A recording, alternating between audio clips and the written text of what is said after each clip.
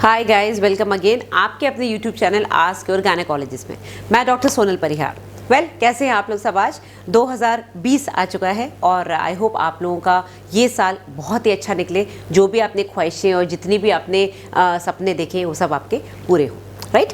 तो मैं आपको बता दूं कि आज का जो टॉपिक है कैरियोटाइपिंग, थोड़ा सा टेक्निकली एडवांस टॉपिक है, बट मैंने आपके लिए क्यों चुना है क्योंकि बहुत सारे पेशेंट्स ऐसे हैं जिनको ये समझ में नहीं आता कि कैरियोटाइपिंग होता क्या है, और अगर वो नॉर्मल है तो उनका बच्चा एबनॉर्मल कैसे हो जाता है। बहुत से लोग ऐसे भी हैं जिनको ये भी बता दिया जाता है कि भाई आपको कभी नॉर्मल बच्चा नहीं होगा।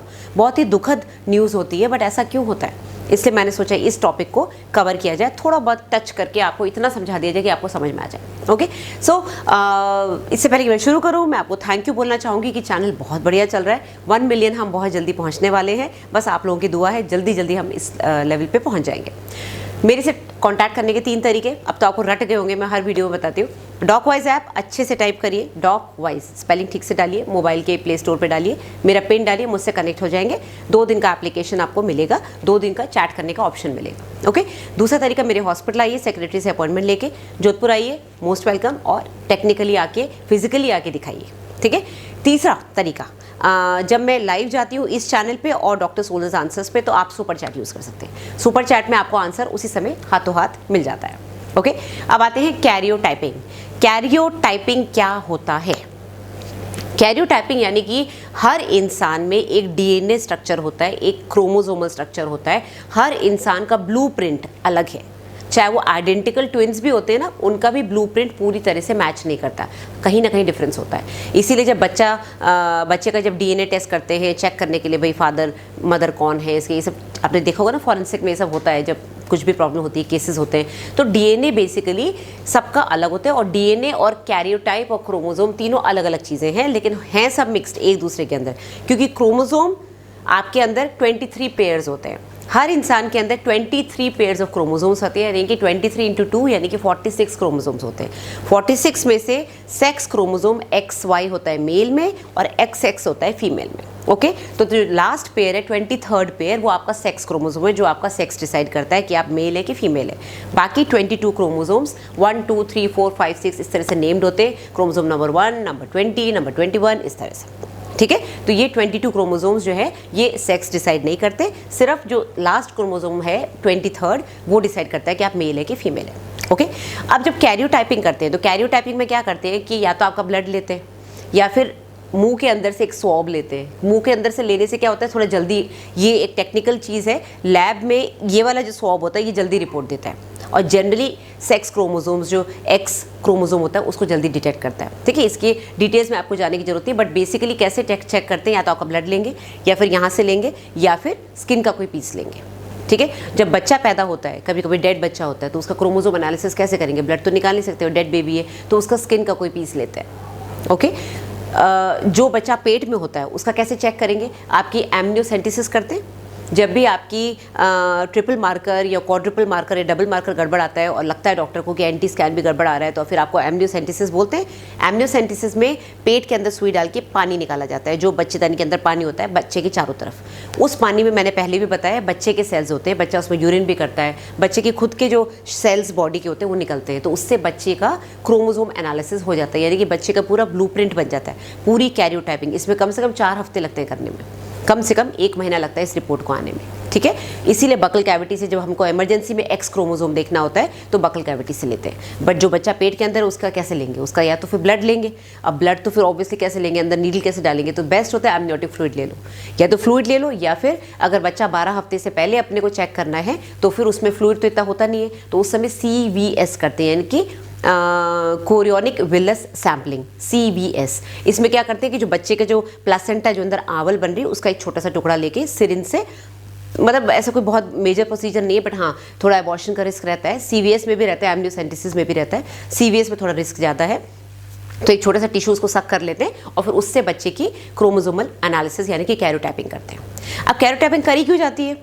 या तो बार बार बच्चे एबनॉर्मल पैदा हो रहे हैं, मदर का चेक करते हैं, फादर का चेक करते हैं। जो बच्चा अगर पैदा हुआ है, हमको लग रहा है कि उसके ऑर्गन्स, उसका जेंडर नहीं समझ में आ रहा है कि मेल है कि फीमेल है, कई बार इस तरह का होता है। तो ऐसे केसेस में कई बार जेंडर चेक करने के लिए हमको हाथों हाथ कैरियोटाइपिंग करनी पड़ती है कि कोई एनोमली तो नहीं है, कोई ऐसा कोई सिंड्रोम तो नहीं है। क्लिनेफेल्टर सिंड्रोम होता है, टर्नर सिंड्रोम होता है, ये सारे सिंड्रोम्स होते हैं। या फिर कोई ऐसी बीमारी है जो हमको डिटेक्ट करनी है जेनेटिकली कि भाई हाँ 21 क्रोमोसोम की ट्राइसोमी यानी कि डाउन सिंड्रोम या फिर एडवर्ड सिंड्रोम, पटाउस सिंड्रोम, ये सारी होती हैं चीज़ें। ये 3 मेन होते हैं, ट्राइसोमी 18, ट्राइसोमी 13 एंड ट्राइसोमी 21।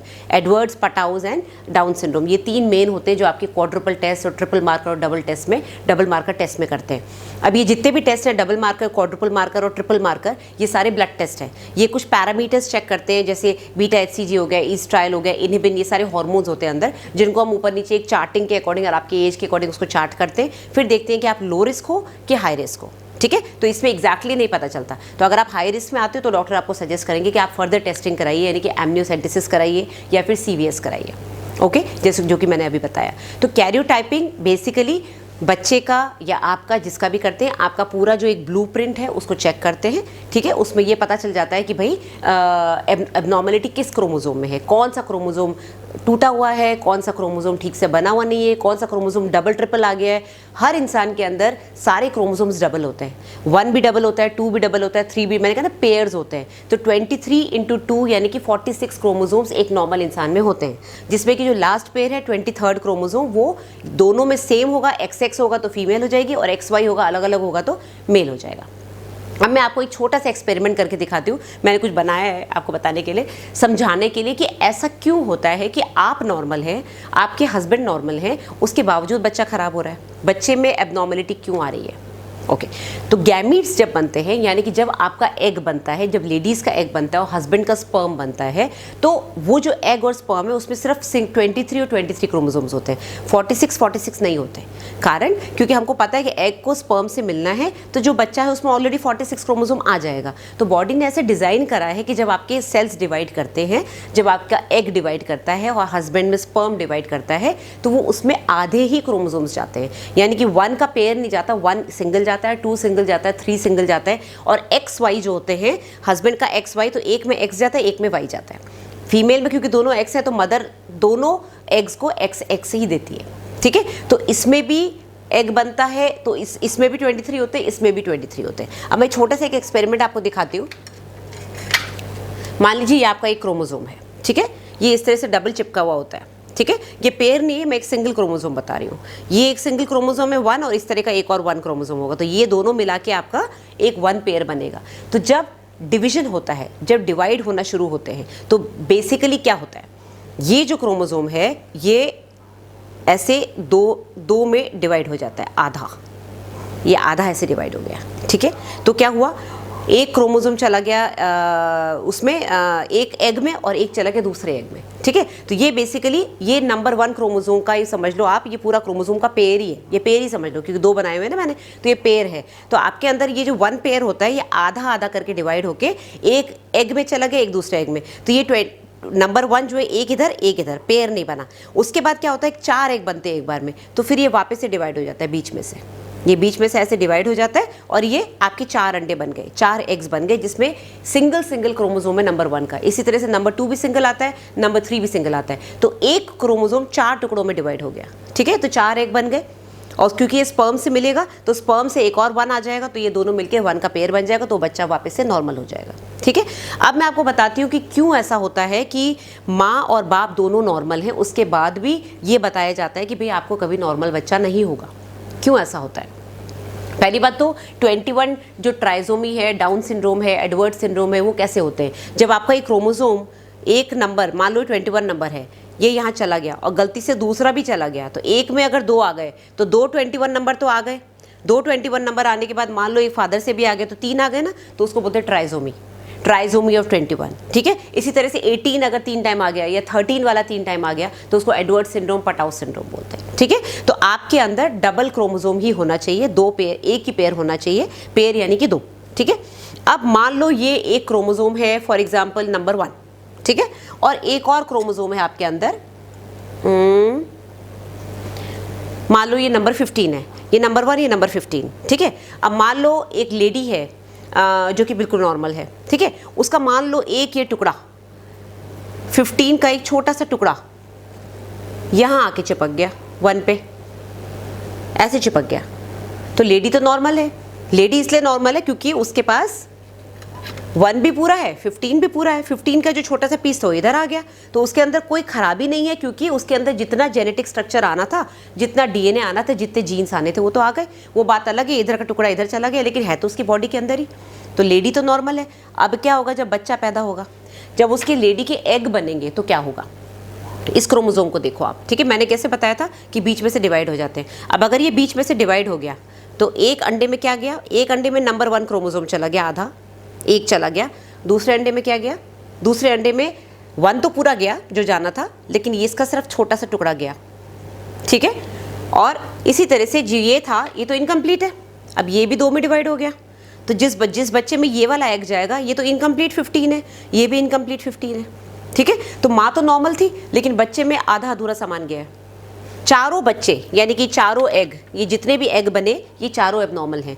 अब इसमें फादर का स्पर्म आएगा, फादर का 1 आएगा, फादर का 15 आएगा, तो टेढ़ा मेढ़ा, मतलब कोई चीज़ पूरी नहीं गई है, आधी अधूरी गई है। अब ये मदर में भी हो सकता है, फादर में भी हो सकता है। कभी कभी फादर की क्रोमोसोम एनालिसिस में हमको पता चलता है कैरियोटाइपिंग में कि भाई कुछ गड़बड़ है, ठीक है। इनको कभी नॉर्मल बच्चा नहीं हो सकता क्योंकि इनके सारे स्पर्म खराब है, सारे स्पर्म्स एबनॉर्मल है, खुद नॉर्मल है बट स्पर्म सारे एबनॉर्मल है। तो ऐसे में फिर आपको डोनर एग या डोनर सीमेन, डोनर स्पर्म लेना पड़ता है।